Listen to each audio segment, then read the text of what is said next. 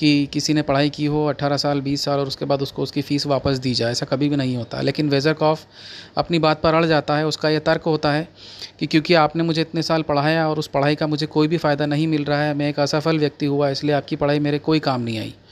तो आपकी पढ़ाई मेरे कोई काम नहीं आई, तो इसके बदले में मैंने आपको जो पढ़ने के बदले में जो पैसे दिए थे, वो पैसे मुझे वापस चाहिए। प्रिंसिपल सर वेज़रकॉफ़ को थोड़ी देर वेट करने के लिए कहते हैं और इस अजीबोगरीब जो समस्या अचानक से उत्पन्न हो गई है, उसके लिए वो सभी टीचर्स की एक मीटिंग बुलाते हैं और उनसे सलाह मशवरा करते हैं।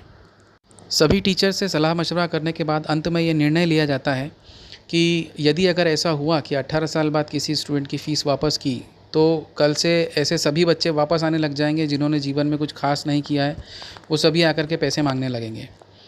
तो सभी लोग मिलकर के, सभी टीचर्स और प्रिंसिपल सर मिलकर के डिसाइड करते हैं कि वेज़रकॉफ़ को एक बार फिर से परीक्षा देनी होगी। उसे ये सिद्ध करना होगा कि वो हमारे यहाँ से कुछ भी सीख कर नहीं गया है। और आपस में सभी टीचर्स और प्रिंसिपल सर ये डिसाइड करते हैं कि हमें किसी भी हालत में, चाहे वेज़रकॉफ़ कुछ भी जवाब दे, हमें किसी भी हालत में वेज़रकॉफ़ को फ़ेल नहीं होने देना है, हमें उसे किसी भी हालत में पास करना है। तो इस प्रकार से वेज़रकॉफ़ का दूसरा एग्ज़ाम आयोजित किया जाता है।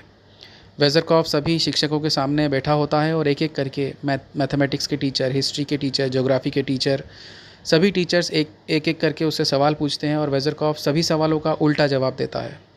वेज़रकॉफ़ अपनी तरफ से पूरी कोशिश करता है कि मैं फ़ेल हो जाऊं, और वहीं सारे टीचर्स और प्रिंसिपल सर मिल कर के अपने तर्क में या अपने तर्कों के द्वारा वेज़रकॉफ़ के हर एक आंसर को बिल्कुल सही ठहराते चले जाते हैं और इस प्रकार से वेज़रकॉफ़ उस परीक्षा में बिल्कुल अच्छे अंकों के साथ पास हो जाता है। मेरे इस प्रकार से समझाने पर आपको ये चैप्टर बहुत ही साधारण सा, एक नॉर्मल सा चैप्टर लगेगा जिसमें कुछ भी नहीं है। लेकिन अगर आप चाहें तो यूट्यूब पे ये नाटक हिंदी में अवेलेबल हैं। आप अगर चाहते हैं तो इसे आप ढूंढें, यूट्यूब पर सर्च करें और आप ये नाटक ज़रूर देखें, क्योंकि जब आप इस नाटक का मंचन देखेंगे, इसका प्ले देखेंगे, तो आपको बहुत ही मज़ा आएगा। धन्यवाद।